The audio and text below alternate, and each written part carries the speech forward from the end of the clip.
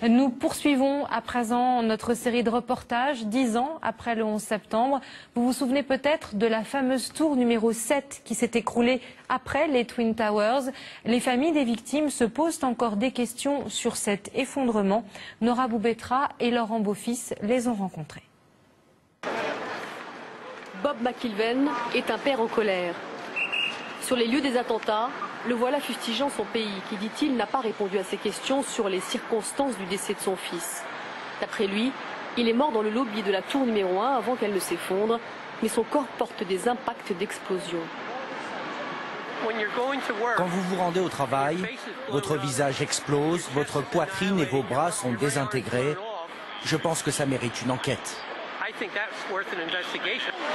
Son fils, Bobby, était dans la tour nord. Et c'est l'un des très rares corps retrouvés sur le site.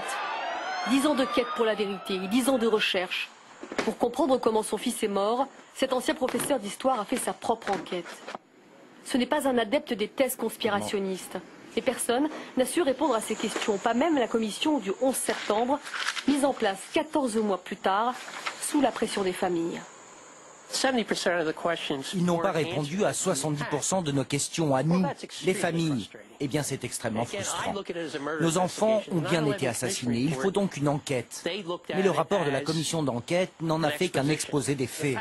En plus, on n'a pas posé les questions qui fâchent aux responsables interrogés. Le travail de la commission est même remis en cause par certains de ses membres qui dénoncent des entraves à l'enquête. L'un d'eux a d'ailleurs démissionné. John Farmer était conseiller juridique dans cette commission. Dans son livre, il explique que le gouvernement a caché la vérité. La CIA a détruit des cassettes des interrogatoires des cerveaux du 11 septembre. Des cassettes dont on ne connaissait pas l'existence à l'époque.